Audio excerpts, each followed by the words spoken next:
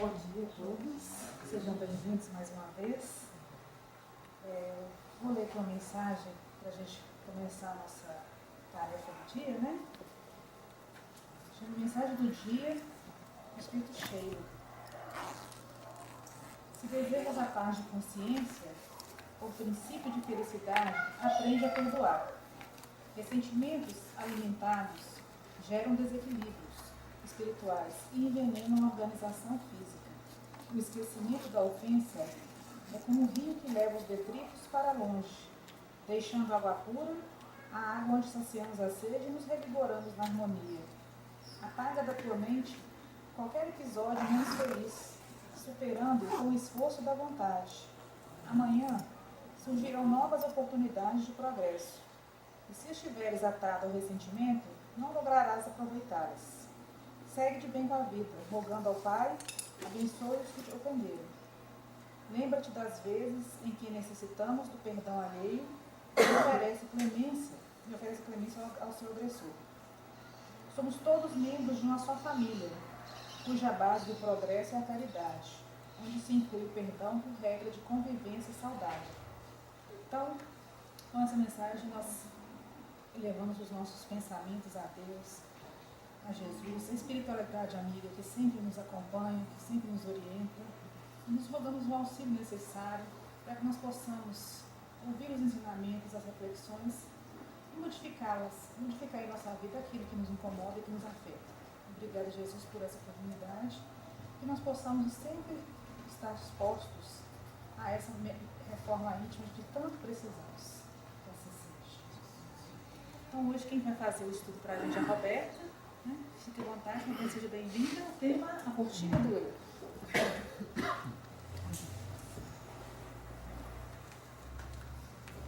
Bom dia, gente.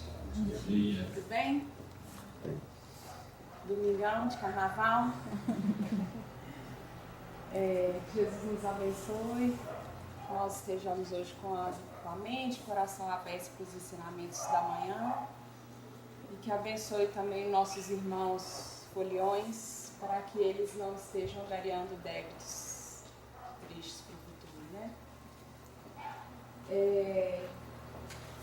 Quando a gente pensou em propor esse tema, foi pensando assim: por que nós já conhecemos tanto de doutrina espírita? Por que nós já conhecemos tanto do Evangelho? Por que nós temos reencarnado visitando diversas denominações religiosas e a gente ainda não dá conta de vivenciar tudo que a gente acredita? Às vezes a gente tem uma pessoa que é conhecida nossa e que está com uma dificuldade e ela nos procura pedindo conselho e a gente discorre belamente sobre o Evangelho para ela. A gente fala para essa pessoa tudo que a gente não daria conta de falar para nós mesmos se fôssemos nós que estivéssemos com um problema. O que acontece? Que a gente não dá conta. E aí a gente vai conversar um pouquinho sobre isso hoje. E eu gostaria, nesse momento, no começo, a gente pensar sobre algumas coisas. A gente tem visto muitas obras saírem aí sobre a questão da transição planetária, não é verdade? Porque nós estamos no limiar, segundo Chico Xavier no Pinga Fogo, segundo Divaldo em alguns de seus livros, nós estamos no limiar da transição planetária, sabendo que a Terra está num processo de mudança de planetas, de provas e expiações para um mundo de regeneração. E aí, o que essa, coletivamente, o que essa transição planetária tem gerado em nós?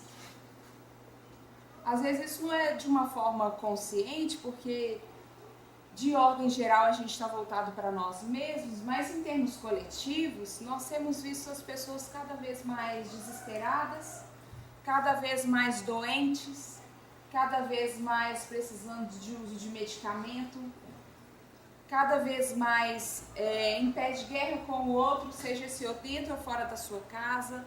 as pessoas cada dia mais nervosas, no trânsito, no trabalho, na escola, dentro de casa. Porque nós estamos vinculados, nesse momento de transição planetária, com uma ideia que Kardec já combatia lá no século XIX, que é a questão do materialismo. E não é materialismo a gente confundir com o consumismo, né? De querer, comprar. Não é isso. Está voltado para questões que são da matéria, que são transitórias, que são periféricas, que não são relativas ao nosso eu central, ao nosso eu profundo, que os psicólogos chamam de self, de superego, dê o nome que você quiser dar, mas o nosso eu divino, o que nos conectaria de fato com o que é eterno, com o que não vai passar, com o que é essencial. E hoje nós todos estamos muito preocupados com o que é periférico, com o que vai morrer. E Emmanuel fala assim, olha, tudo que os nossos olhos de carne podem ver está morto ou vai morrer. Tudo. Uma pessoa, uma cadeira, uma parede, tudo que o nosso olho pode ver está morto ou vai morrer. Dizendo para nós que nós estamos tão voltados para as questões que são exteriores e isso tudo vai passar.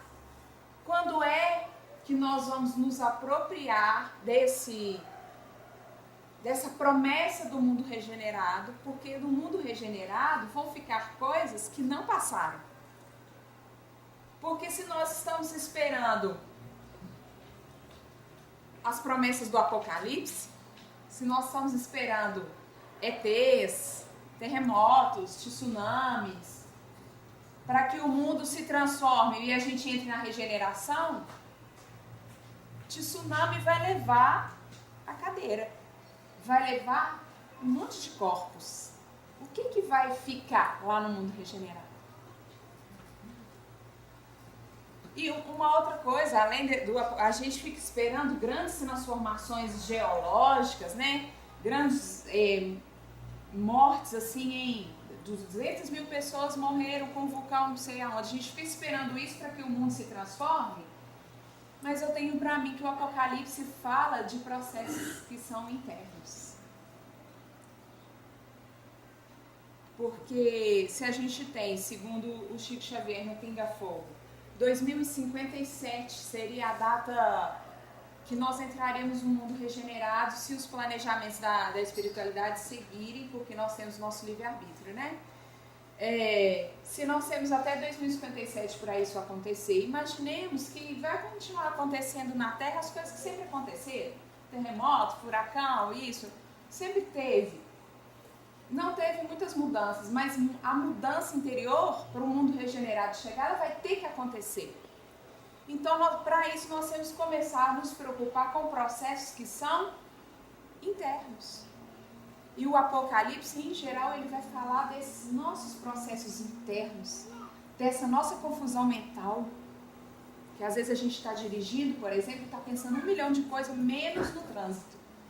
Já aconteceu com vocês? Uhum. Quem dirige, de estar indo num caminho assim, parece que o corpo está indo automaticamente e seu cérebro está lá não sei aonde. Então nós precisamos voltar o olhar para as coisas que são essenciais. E aí a gente vai começar a falar a cortina do eu. Esse texto, a cortina do eu, é de Emmanuel, está no livro Fonte Viva, capítulo 101. Nós vamos trabalhar o texto mais no final, porque hoje a gente vai fazer algumas reflexões antes. E qualquer intervenção que vocês queiram fazer no sentido de contribuir para o grupo, vocês fiquem à vontade, tá bom? A gente está aqui estudando, aprendendo juntos. Será que vai funcionar? Experimenta o outro. É porque é o outro botão. Eita.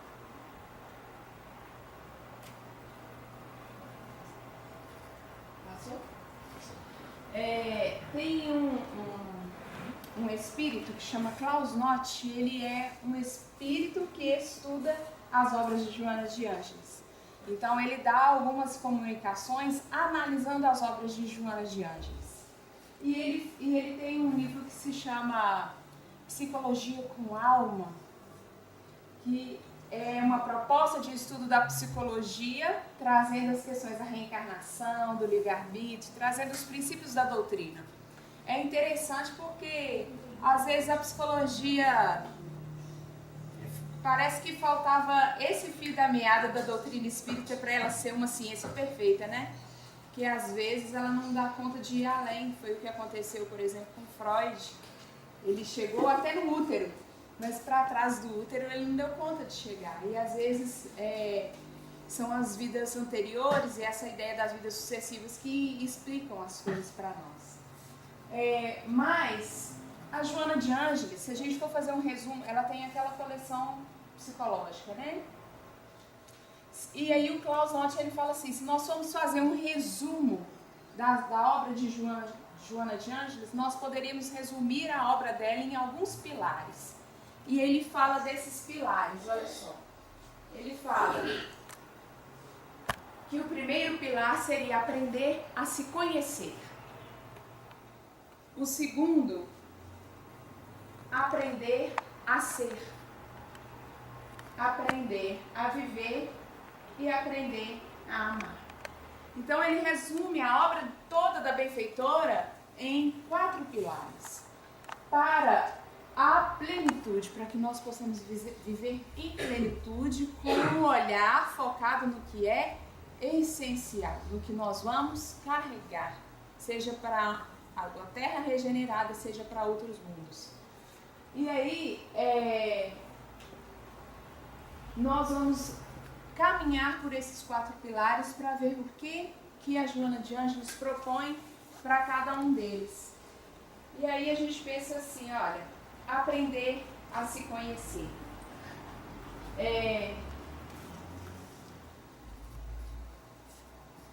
De ordinário, nós estamos muito preocupados em conhecer o que é do outro, né?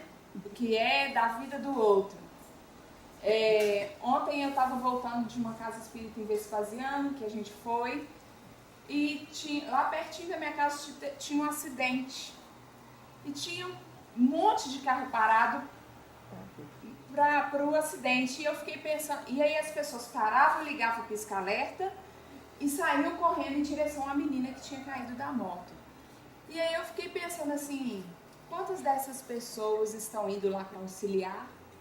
E quantas dessas pessoas estão indo lá para saber o que aconteceu? E sair contando depois quando chegou em casa, porque a gente adora contar, né? Nossa, foi um acidente horrível, né? Então, de ordinário, nós estamos mais acostumados a querer conhecer o outro, mas a Joana de Ângeles fala que para nós sermos plenos, sermos nós, o primeiro passo é que a gente aprenda a se conhecer. E aí ela propõe a questão da linguagem, que a gente se conhece e a gente conhece o outro através da linguagem. A própria espiritualidade deixa isso claro para nós no livro dos médiuns. Se a gente quer conhecer um espírito, a identidade dele, que nós nos atentemos à questão da linguagem. E aí a gente vai conhecer o outro nos mínimos gestos dele. Nos mínimos gestos. Não são os macro gestos que fazem com que a gente conheça o outro. Não é, por exemplo, Luciano Huck. Nossa, Luciano Huck é uma pessoa tão maravilhosa, né, gente? Conserta a casa dos outros, conserta o carro, faz cada coisa maravilhosa. Esses são os macrogestos do Luciano Huck, mas quem conhece ele é a Angélica, que dorme e acorda com ele todo dia. São os mínimos gestos que fazem a gente conhecer a pessoa. Os mínimos gestos. Nós não conhecemos o outro pelos macrogestos que a gente posta no Facebook, não é verdade? Porque no Facebook a gente faz um coraçãozinho assim de amorzinho com o nosso companheiro e coloca lá.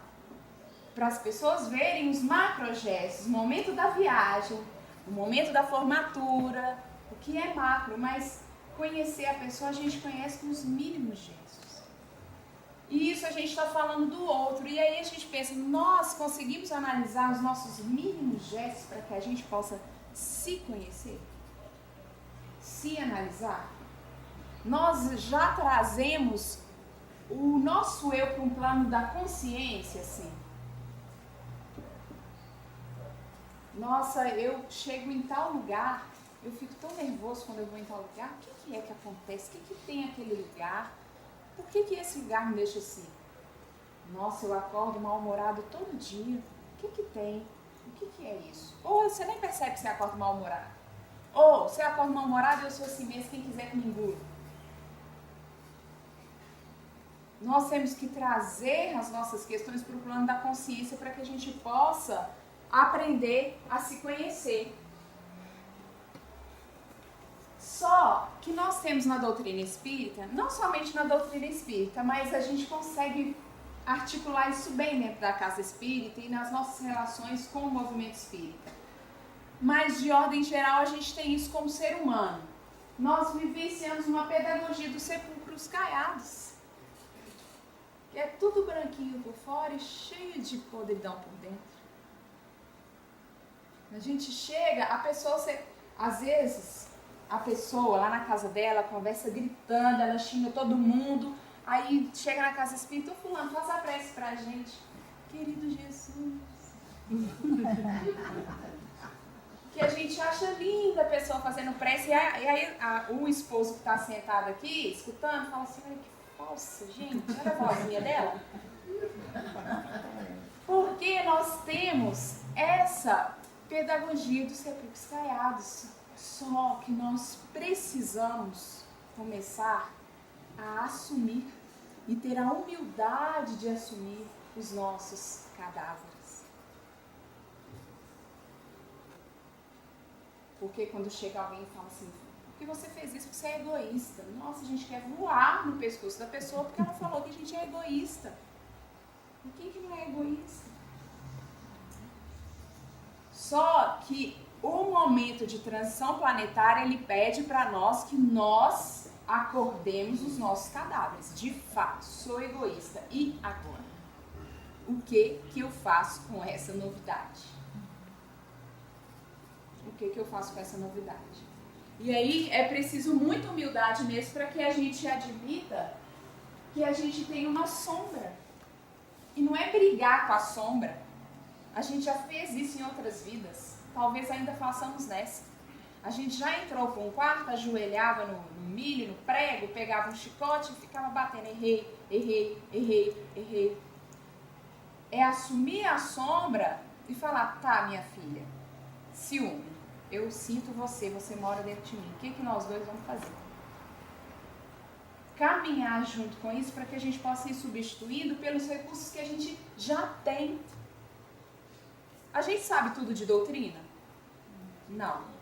Mas se a gente vivenciasse o que a gente já sabe, a gente seria muito diferente? Não seríamos? Então nós já temos recursos para ir substituindo o homem velho pelo um homem renovado. O homem do mundo de provas e expiações por um mundo de regeneração. Porque todos nós queremos herdar a terra, não queremos a terra regenerada? Se não queremos herdar a terra regenerada, queremos mundos melhores. E seja para um, seja para o outro, a gente vai ter que dar um jeito de melhorar. De acordar. Tem uma palestra do Haroldo Dutra Dias na internet, que ele faz umas contas loucas lá, que eu não vou nem ousar tentar lembrar e falar para vocês. E segundo as contas, com referências do Antigo Testamento, de Chico Xavier, da própria doutrina, do Evangelho, segundo todas essas referências e as contas que ele faz, de 2015 a 2057, é a última hora da regeneração. Aí ele fala, então nós somos os trabalhadores da última hora mesmo. E aí ele fala o seguinte, então tudo que a gente não fez, desde Moisés, ou desde nossa criação, tudo que a gente não fez, nós temos de 2015, que já perdemos. Ou já aproveitamos, né? De 2015 até 2057, nós temos para fazer tudo que a gente não fez. E aí outro dia eu estava assistindo naquele canal H2, não sei se vocês já assistiram, fica passando gente que está descobrindo ET o dia inteiro, mas de vez em quando passa alguma coisa legal.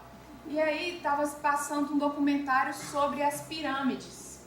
E os arquitetos investigando, estudando todas as pirâmides, eles chegaram à seguinte conclusão: se esse pessoal que construiu essas pirâmides tivessem estudado, eles todas as pirâmides do mundo, e aí eles foram, sabe quando aparece um mapa eles vão pôr na bolinha assim?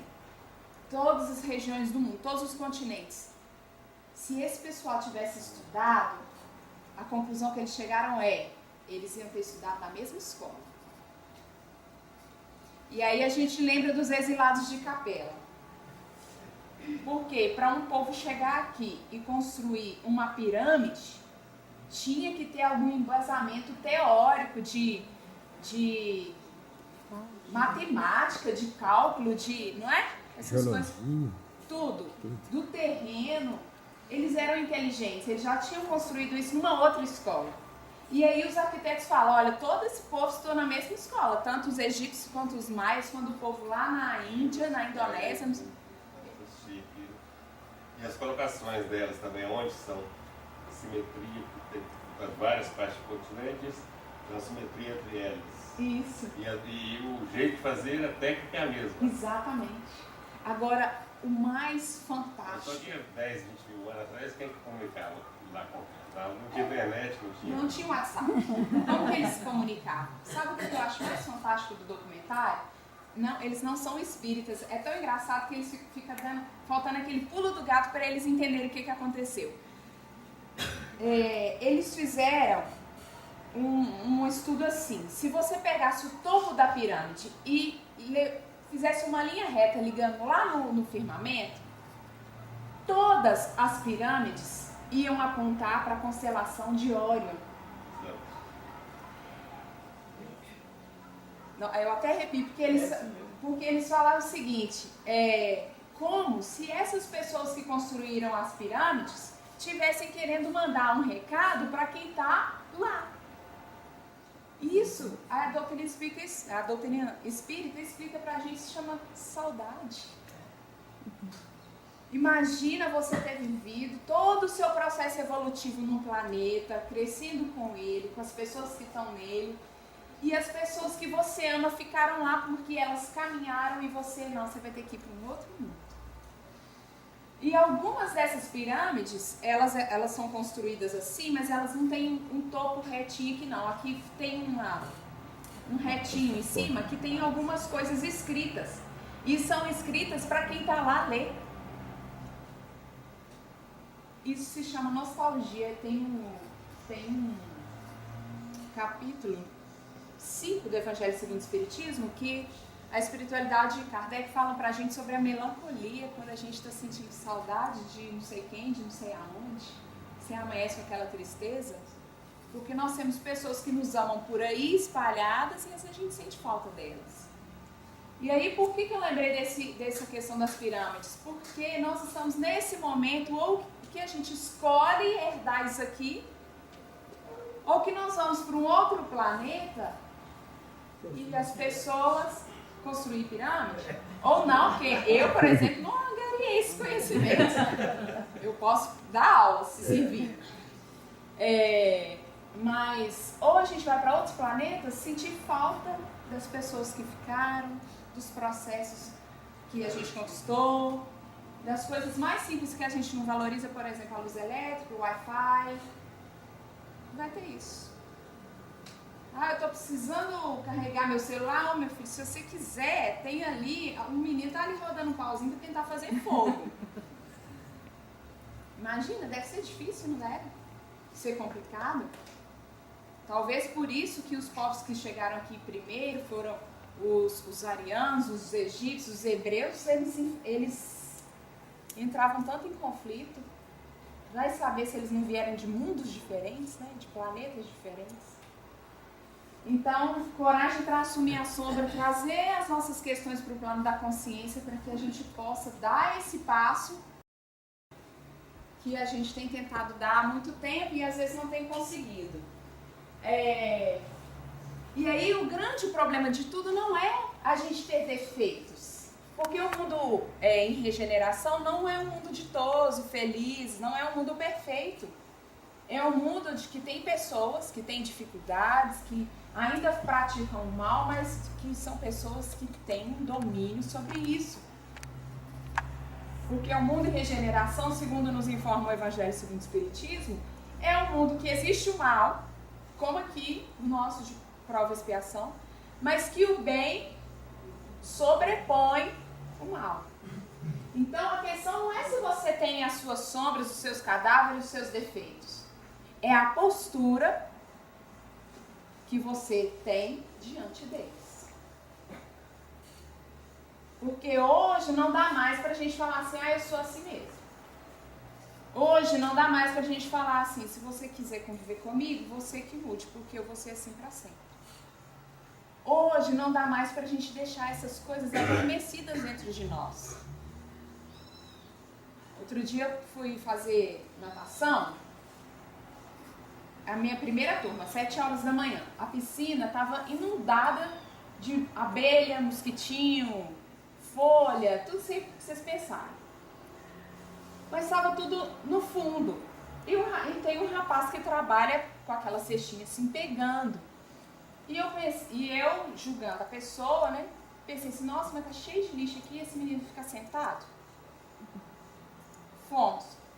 À medida que a aula foi passando, e a gente foi fazendo as coisas, batendo no pé, batendo no braço, caminhando para lá e para cá, os bichinhos que estavam no fundo subiram. E quando eles subiram, o cara começou a pegar. E aí eu achei isso fantástico, porque às vezes a gente fica julgando, por exemplo, a situação política do nosso país, porque agora os bichos que estavam lá no fundo, eles estão subindo. E agora, em nome de Jesus, vai começar a pegar. E aí, para que a gente cresça, para que as coisas sejam limpas, para que as coisas evoluam, a gente precisa fazer brotar, surgir. Porque eu sou uma pessoa extremamente violenta, mas está adormecido lá dentro de mim. Surge de vez em quando. Eu preciso fazer com que isso brote, que venha para o plano da consciência, olha, eu sou violenta. Que aí você vai lá com a sua cestinha e tira o lixo de você. Mas precisa vir à tona, precisa surgir, né? E uma outra coisa que a gente precisa para aprender a se conhecer é a questão da escuta. Eu sou professora e na minha área de atuação, a gente vê muitos cursos de oratória, né, de aprender a falar bem, de convencimento, de retórica, de persuasão, mas eu nunca ouvi falar num curso de escutatória. Às vezes eu trabalho com criança pequena e a gente fala muito assim, curso sobre oralidade, como que eu vou desenvolver a oralidade na criança? O menino tem que aprender a falar, e aí você arruma um monte de recursos para que o menino fale, se pronuncie bem, mas a gente não fala com as crianças que oralidade é escuta, porque se tem alguém falando, vai ter que ter alguém ouvindo.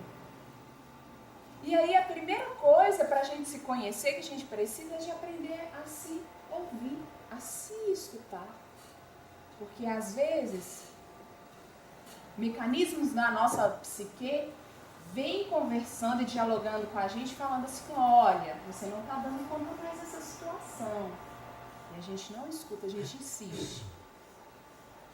O seu corpo fala assim com você, para, você está cansado, e você não para. Para, você vai ficar doente, você não para. Até que o seu corpo dá um berro com você, você vai parar no hospital, aí você para.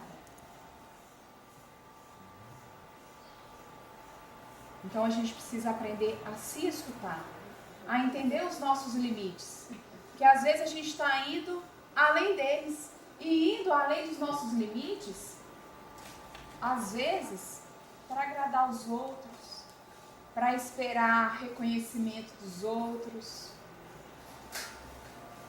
Ah, não, eu já estou aqui, eu tô aqui trabalhando desde 7 horas da manhã.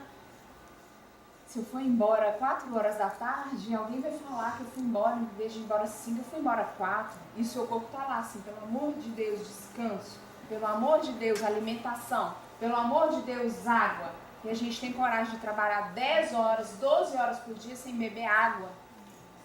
Mas aí, na hora que dá o problema de rins, e o corpo grita, e você tem que ir tirar as pedras, e o médico fala, bebe água, aí você escuta. Tá bebendo, e o seu corpo ainda não gritou. Na hora que ele grita e você dá um surto lá, aí o médico fala com você assim, olha, o seu colesterol tá assim, olha, não sei o que tá assim, olha, não sei o que tá... Aí você escuta. Por que nós precisamos chegar nesse ponto se nós já temos recursos para agir diferente? Só que o recurso que a gente tem que usar. A gente tem que usar. Eu escutei uma palestra há umas 2 semanas atrás, mais ou menos, e o palestrante falou assim, que ele sempre ficava assim, oh, meu Deus, eu preciso usar os recursos que eu tenho, eu preciso usar, eu não consigo. Na hora que, eu falo tanto de paciência, mas na hora que eu vejo, eu já gritei, eu já xinguei, eu já falei palavrão, o que eu faço? E ele falou que ele criou para ele mesmo uma técnica dos 3 segundos. Tudo que ele vai fazer, ele fala 1, 2, 3. E nesse 1, 2, 3 ele reflete e para. Muitas coisas que a gente faz equivocadas, se a gente fizesse essa questão dos 3 segundos, muito provavelmente a gente faria de forma diferente. Mas a gente precisa se escutar. Escutar essa voz interior que fala assim, você já tem recurso para agir diferente. Escutar o nosso anjo da guarda, tadinho, que deve berrar, né, às vezes, e a gente não consegue nem sentir a presença dele, tamanho é o nosso desequilíbrio diante de determinadas situações, né? Então, aprender a se conhecer. E aí, a gente vai para o segundo pilar, que é aprender a ser. E a gente estava falando das questões periféricas, né?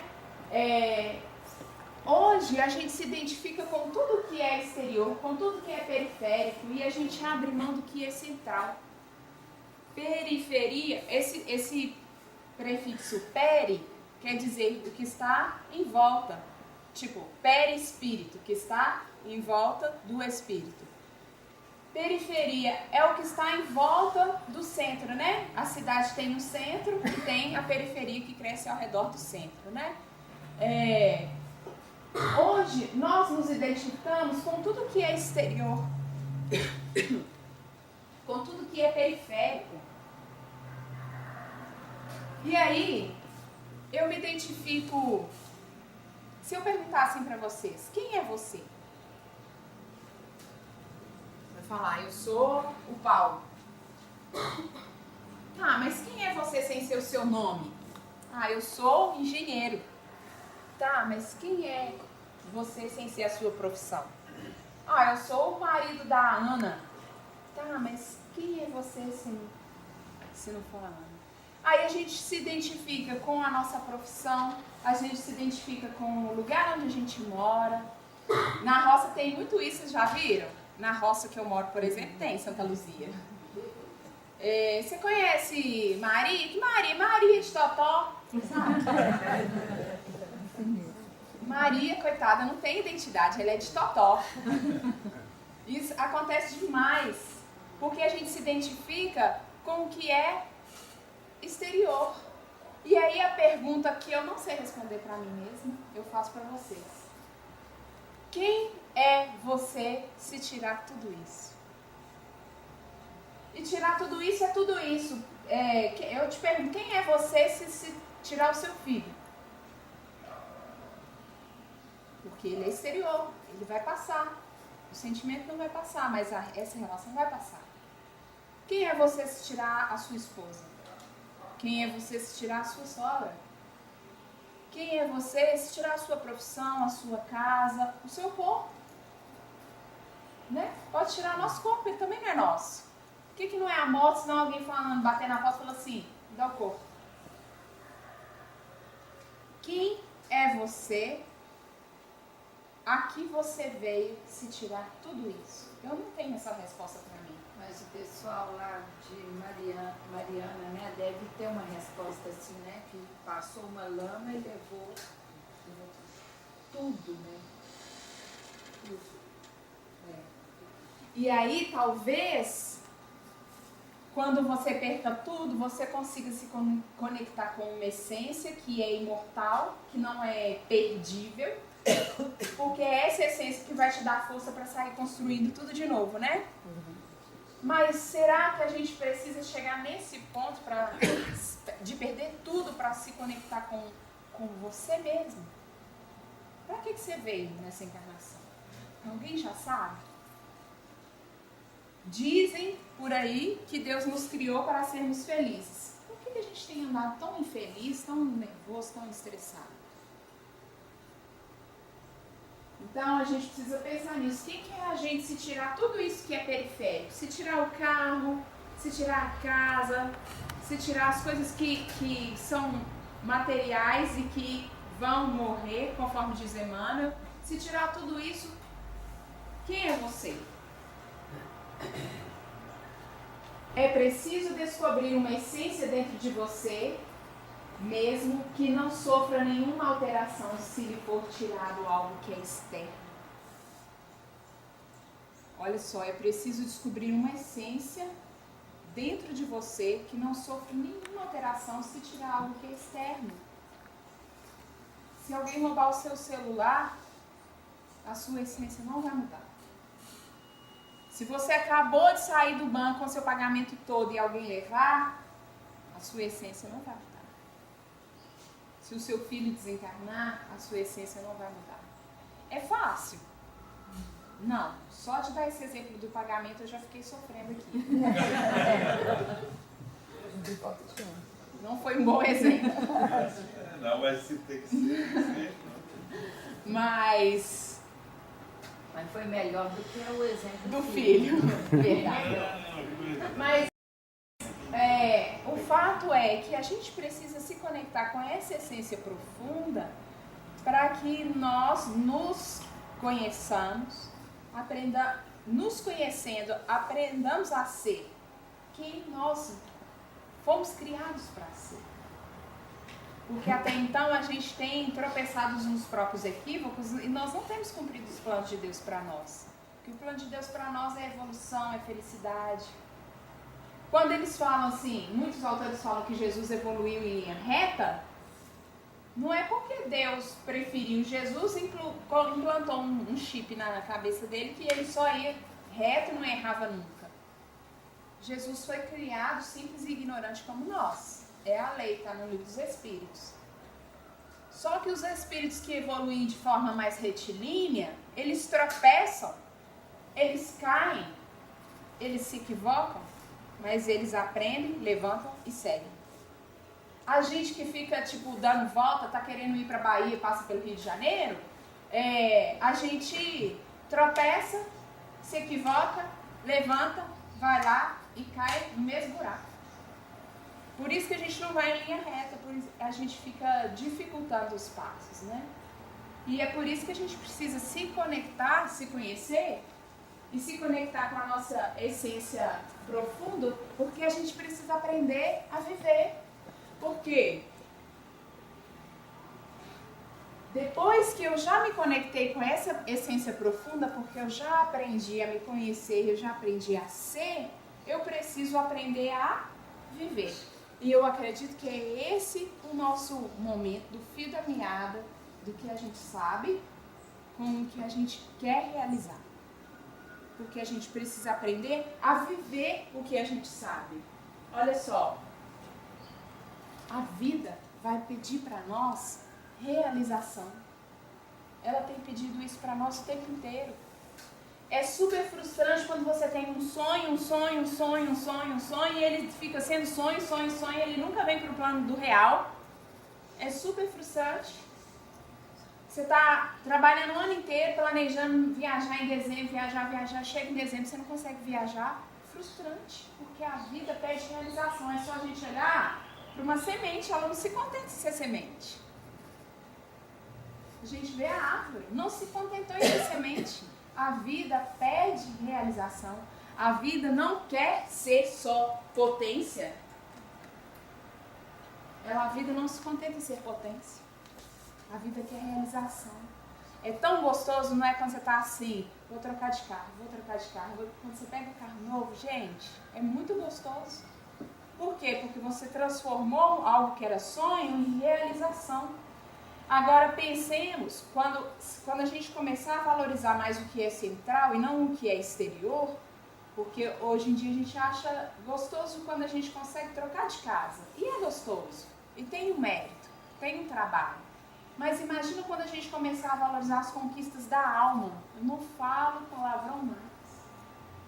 Eu não jogo lixo no chão mais. Não é grandes coisas, porque às vezes a gente fica querendo, nossa, eu socorri todas as pessoas de Mariana.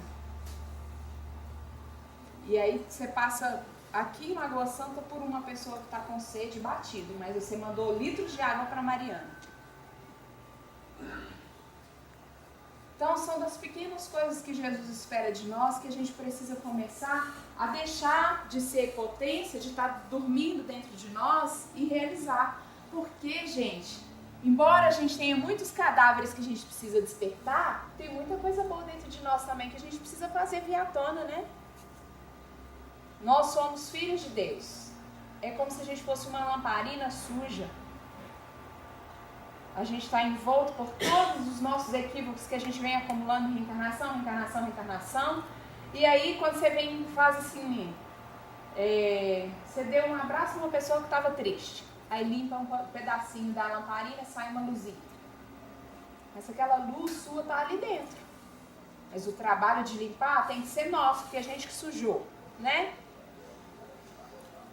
E aí,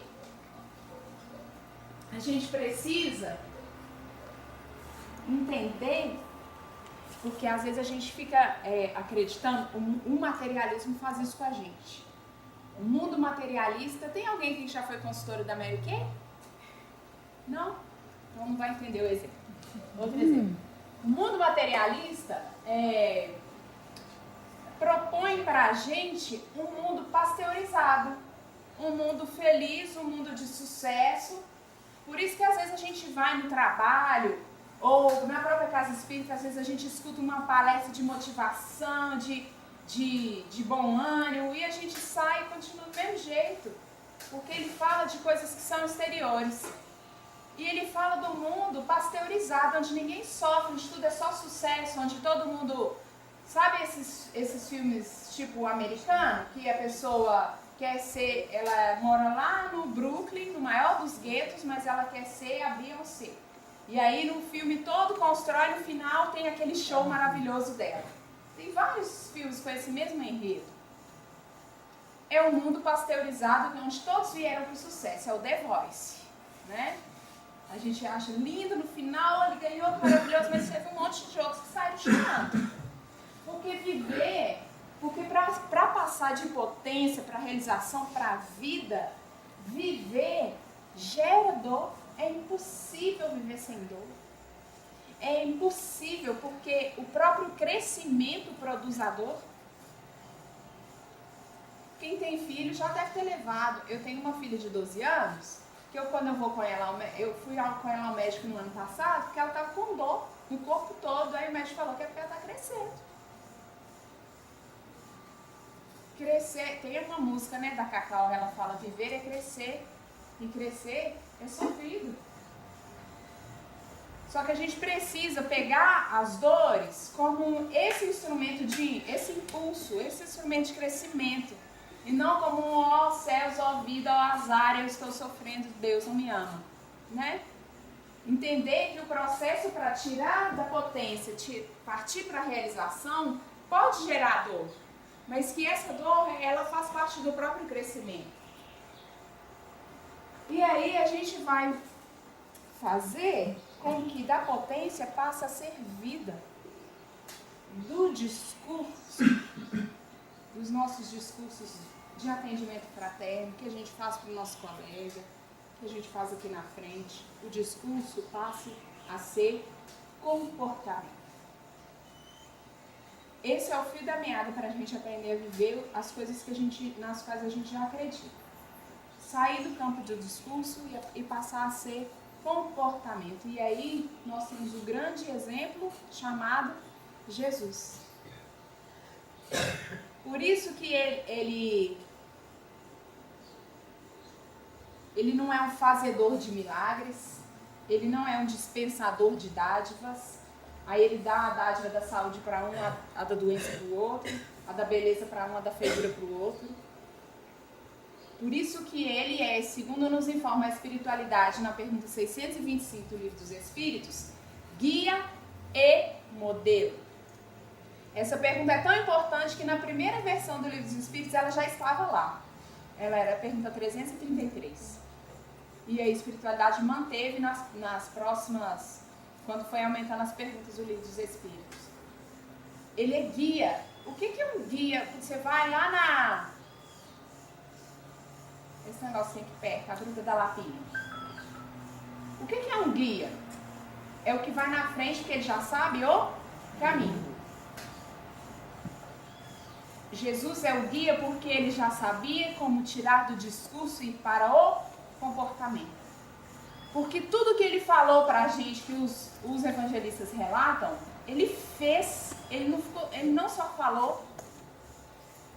E aí eu lembro desse senhor, alguém conhece? Não está dando para ver muito bem, mas o nome dele é Desmond Tutu. Desmond Tutu é um bispo anglicano da África do Sul. E ele é muito bacana porque ele enfrentou os piores momentos do apartheid, da política do apartheid na África do Sul. E ele era ministro da reconciliação e da verdade. Olha pra você ver, Mandela criou esse ministério inusitado. Ministério da Reconciliação e da Verdade. Ia ser tão bom se tivesse esse aqui no Brasil. Se funcionar. Ministério da Reconciliação e da Verdade. Desmond Tutu era o ministro, ele já ganhou um prêmio Nobel da Paz, mas o fato é que Desmond Tutu uma vez foi ao visitar o Museu do Holocausto, lá em Jerusalém. E lá nesse museu tem uma parede onde as pessoas escrevem e deixam recados lá no museu. E muitas pessoas escrevem assim, oh meu Deus, coitados, né, dos judeus, que Jesus abençoe os judeus, oh dó. Eu acho que foi uma coisa horrenda, eles sofreram mesmo. Mas Jesus sabe de todas as coisas, porque que eles precisavam passar por isso, ninguém sofre o mal de graça, pode ser algum tipo de resgate. E, enfim, Desmond Tutu escreveu assim: que Deus abençoe os judeus para que eles possam perdoar os autores do Holocausto. Se ele tivesse jogado uma bomba atômica em Jerusalém, ia ter dado menos efeito do que essa frase dele. Ele foi expulso de Jerusalém. No outro dia, a frase dele estava estampada na capa de todos os jornais do mundo inteiro. E o fato é que ele foi convidado a dar uma entrevista no New York Times. E o repórter atrevido falou assim com ele: você não acha que você desrespeitou a dor dos judeus escrevendo essa frase lá em Jerusalém? E Desmond Tutu respondeu assim para o repórter: meu filho, eu sou um negro, nascido na África do Sul. Não venha me falar de dor, você não sabe o que é dor. Você não sabe o que é ter parentes assassinados só porque eram negros. Você não sabe o que é ter parentes assassinados pela política do apartheid. Você não sabe o que é dor. Mas ainda assim eu devo lhe dizer que se você não sabe, o mestre que eu sigo, chamado Jesus, deu a lição do perdão na cruz quando estava sendo assassinado injustamente. Porque quando eu falo de perdão, eu não falo invocando a minha pessoa, eu falo invocando a pessoa do meu mestre, que estava sendo assassinado injustamente e deu a lição do perdão. Acabou a entrevista, essa foi a primeira e a única pergunta, mas o fato é que com Jesus deixa de ser comportamento, discurso para ser comportamento. O fato é que a gente pode escrever textos maravilhosos sobre o perdão, tratados psicológicos sobre o perdão, ler sobre o perdão no Evangelho, falar aqui na frente sobre o perdão, no campo tudo do discurso. Outra coisa é, na hora que você está sendo assassinado, sendo um espírito puro, você falar assim, Pai, perdoa. Isso é Jesus. Isso é comportamento. Sai do campo somente do discurso, sai do campo somente da crença. Eu acredito na reencarnação. E na hora que o fulano desencarna, eu fico lá, não, eu vou junto. E a gente precisa começar a silenciar mais, porque às vezes a gente também fala demais, a se escutar para dar conta de ser comportamento também, né? E aí, por último, aprender a amar. E aí a gente vai entrar com um texto do Emmanuel que se chama A Cortina do Eu, para falar do aprender a amar. Porque se você caminhou, você se conheceu, se conhecendo, você descobriu a sua essência profunda. Descobrindo essa essência, você começou a vivenciá-la. Não há forma melhor de vivenciar a não ser aprendendo a amar.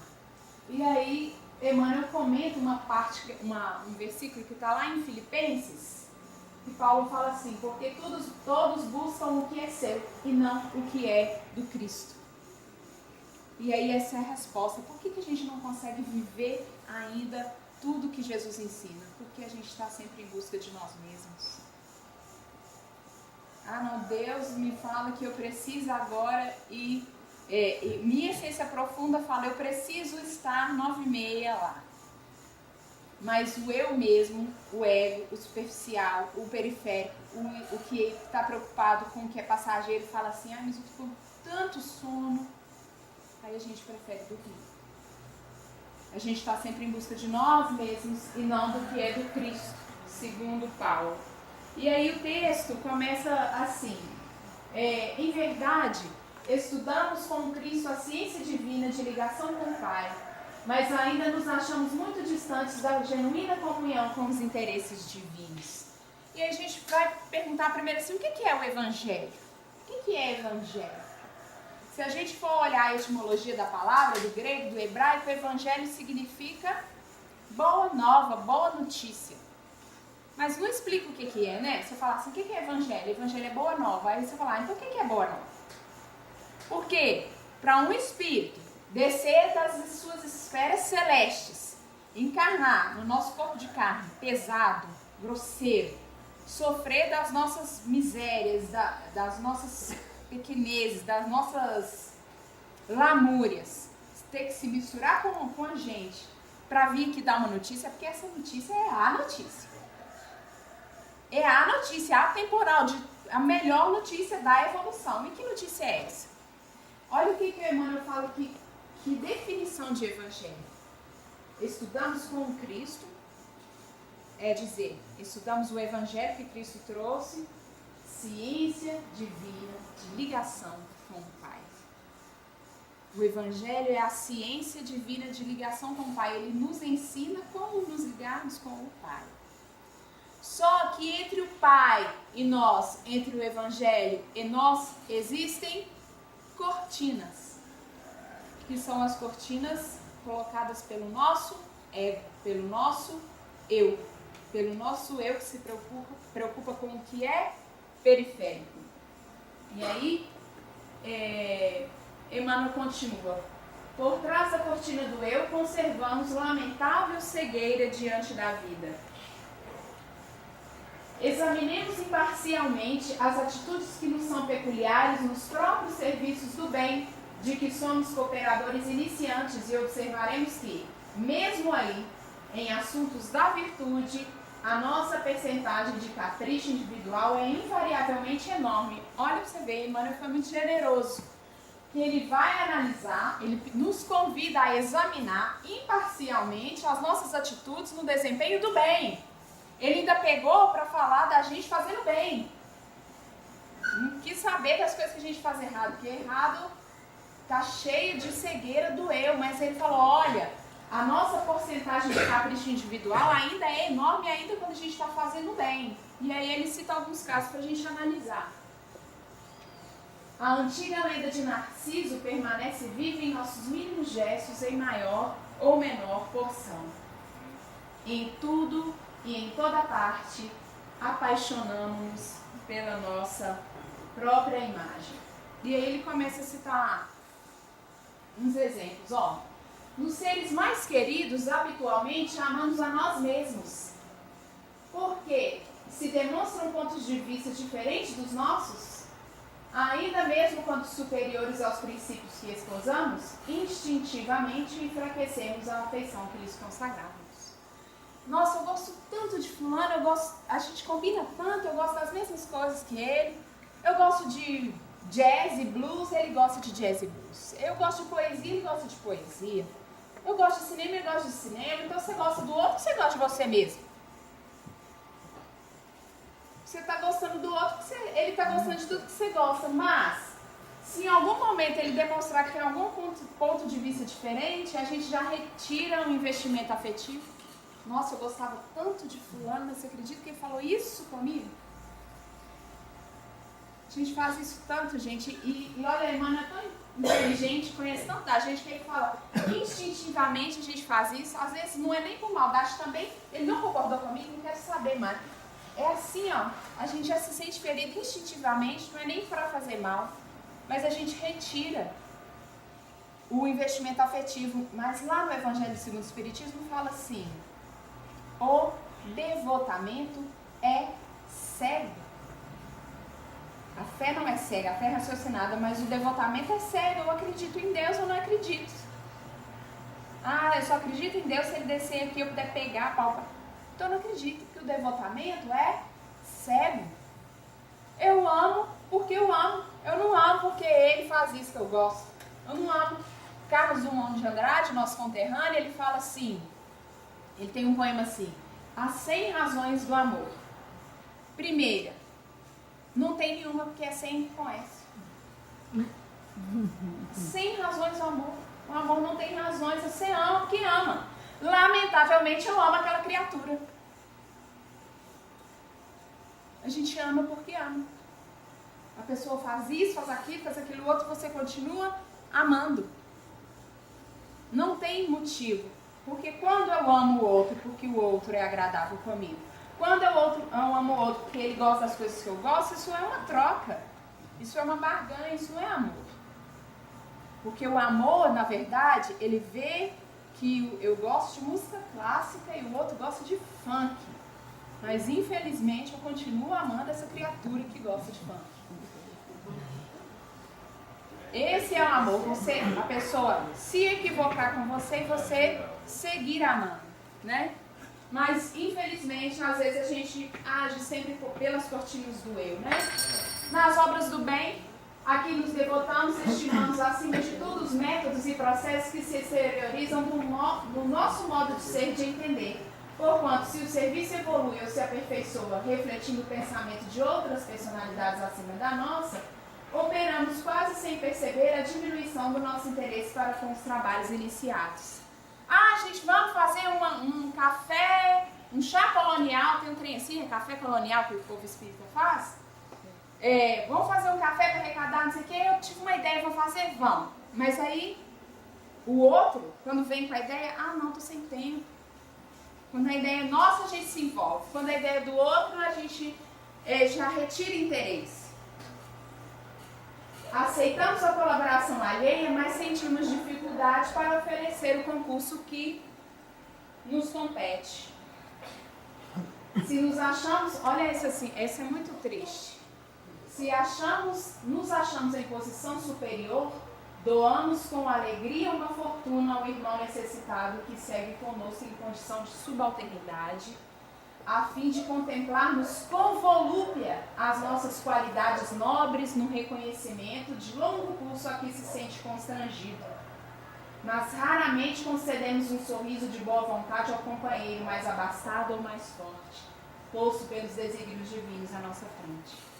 Quando é para ajudar o que a gente equivocadamente acha que está pior do que nós, a reencarnação, para dar um dinheiro, para dar um alimento, a gente dá e se contempla com aquela volúpia, assim, sabe?